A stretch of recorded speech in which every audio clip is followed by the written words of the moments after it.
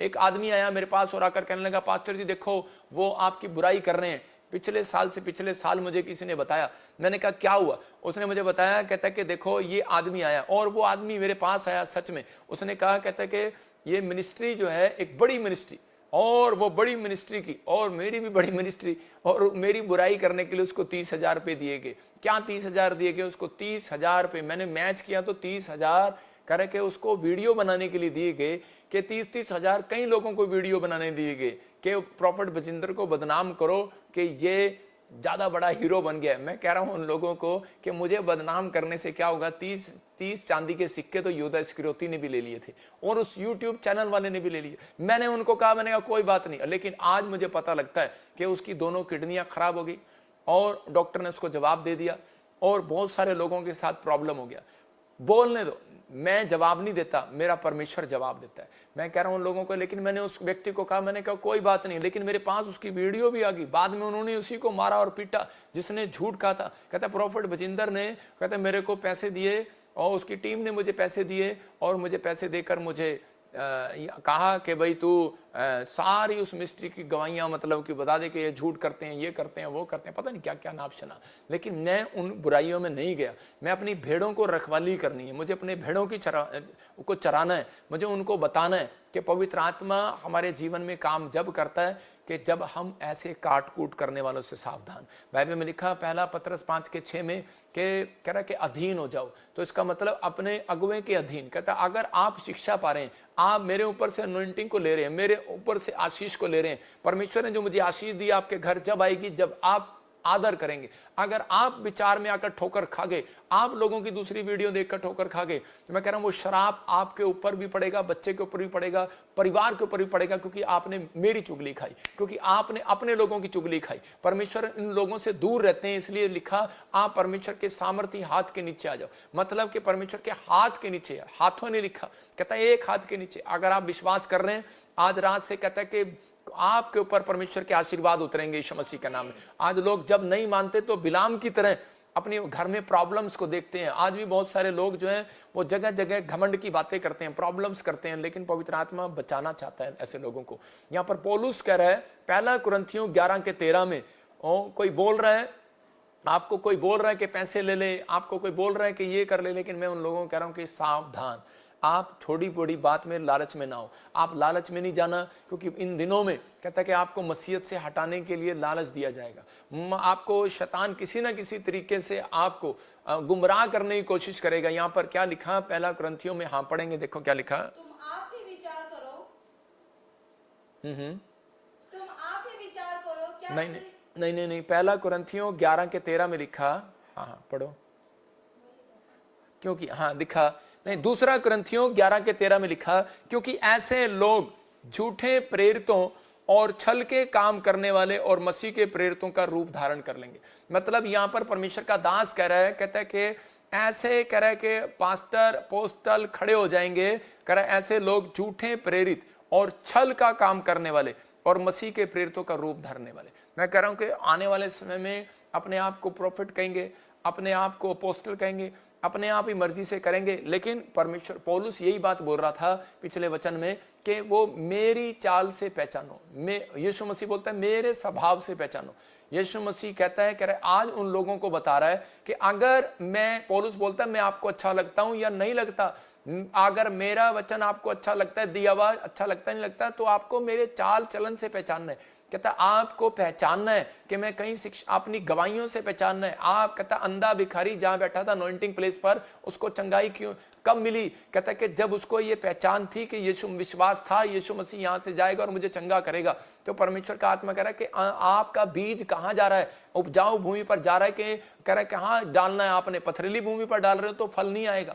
आप डाल रहे हो तो आपकी गवाहियां बनेंगी। आपको चिंता नहीं करना, हीलिंग होगी, आश्चर्य कर्म होंगे। जहां हीलिंग हो रहे हैं, आश्चर्य कर्म हो रहा है, भविष्यवाणियां पूरी हो रही हैं, तो इसका मतलब यह है कि आप सही जगह जुड़े हुए हैं। आप किसी की काट कूट में मत आओ। परमेश्वर का आत्मा आपको कह रहा है कि यहाँ पतरस को कहा भेड़े चरा, और रखवाली कर। तो इसलिए ये वचन से परमेश्वर बात बता रहा है, क्योंकि आने वाले समय में जैसे जैसे जैसे जैसे 2028, 29, 30 आता चला जाएगा, ऐसे ऐसे कहता है कि लड़ाइयां शुरू होंगी, युद्ध शुरू होंगे। लेकिन कहता है लोगों के बीच में भी ये लड़ाइयां शुरू होंगी, वो आपको एक दूसरे से खिलाफ करेंगे, वचन के खिलाफ करेंगे। लेकिन पवित्र आत्मा आप लोगों के जीवन में आज शांति बनाए रखना चाहता है।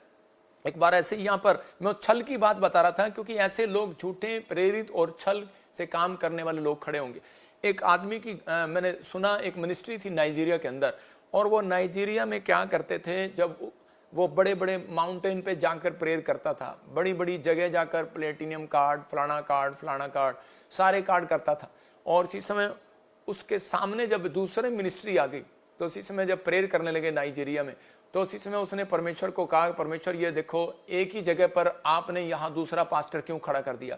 परमेश्वर ने उसकी जवाब पता कैसे दिया, परमेश्वर ने 10 चर्च और उसी स्थान पर खड़े कर दिए।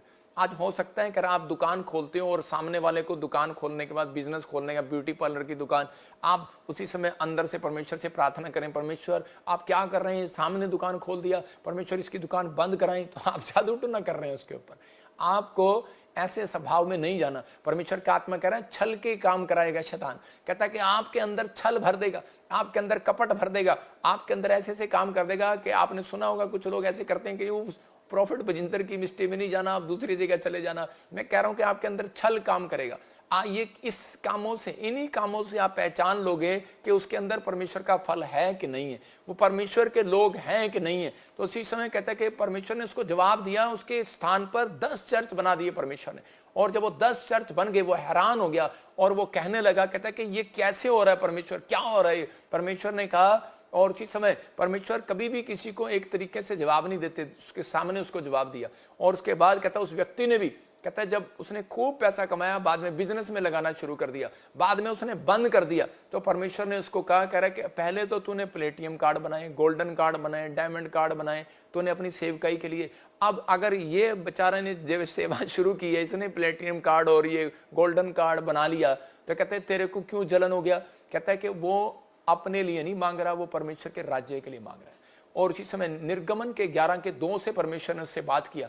परमेश्वर ने उसे बताया कि मूसा के समय में, कहता है कि मेरी प्रजा को, मूसा को कहा, कहता है कि मेरी प्रजा को मेरी आज्ञा सुना कि एक एक पुरुष अपने अपने पड़ोसी और एक एक स्त्री अपनी अपनी पड़ोसन से सोना चांदी के गहने मांग ले। तो उसी समय मूसा कहने लगा, अरे परमेश्वर ये क्या।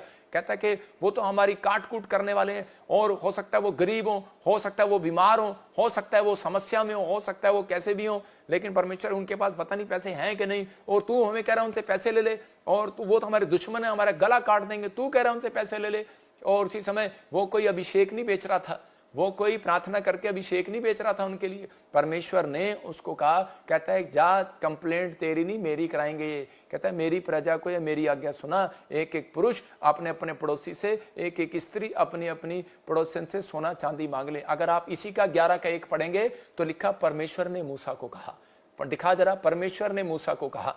और क्या कहा, कहता लिखा प्रभु ने मूसा से कहा। किसने कहा, 11:1 में प्रभु ने मूसा से कहा। फिर 11:2 दिखा, क्या कहा, कहता है कि जा और कह रहा है इन पड़ोसियों से, 11:2 में लिखा अब तू मेरे निज लोगों से बोलना, निर्गमन 11:2 को, हाँ, कि प्रत्येक अपने अपने पड़ोसी से, प्रत्येक स्त्री पड़ोसी से सोना चांदी मांग ले। और मूसा कहने लगा, कहता परमेश्वर ये कैसे हो सकता है, और वो हमें मारेंगे, पीटेंगे, हमारी बुराई करेंगे, हमारी वीडियो बनाएंगे, झूठ बोलेंगे हमारे बारे में, और हमारे बारे में शराब देंगे हमें। परमेश्वर ने उसी समय उसको कहा, कहता जा, कुछ नहीं होगा, मैं तेरे साथ हूं, कोई भलाई होगा इसमें भी। हालेलुया।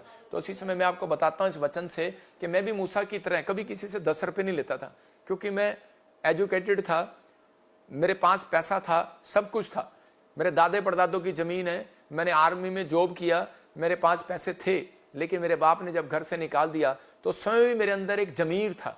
मेरे को अपने, मुझे कभी नहीं लगता था कि मैं गरीब हूं, मुझे लगता था कि मैं एक बहुत अच्छा परमेश्वर का जन हूं और मेरे ऊपर प्रभु की दया है और मैं गरीब नहीं हूं। मुझे कोई मेरे रहने और स्टाइल से भी नहीं देख पाता था कि भाई ये घर से निकाला हुआ, इसके पल्ले कुछ नहीं होगा, मेरी शक्ल से भी नहीं लगता था। मैं कह रहा हूं कि उस समय में मुझे किसी ने 10 रुपए दिए दिल्ली के अंदर और मैंने उसको वापस कर दिया। मैंने कहा यार, क्योंकि मेरे अंदर ही आया, मैंने कहा 10 रुपए दे रहा है मुझे, क्या, मैं भी कह सकता था अरे क्यों दे रहा भाई, वापिस ले ले। लेकिन जब मैं घर गया, बहुत गरीब फैमिली थी वो, उसने मुझे 10 रुपए दिए, और जब उसने मुझे दिए परमेश्वर ने मुझे डांट लगाई। परमेश्वर ने मुझे कहा, हेलो 10 दे, 100 दे, तेरे को लाख दे, करोड़ दे, तेरे को मांगना पड़ेगा मेरे लिए। अगर तू नहीं मांगेगा, कहता मैं तुझे पास्टर नहीं बनाऊंगा।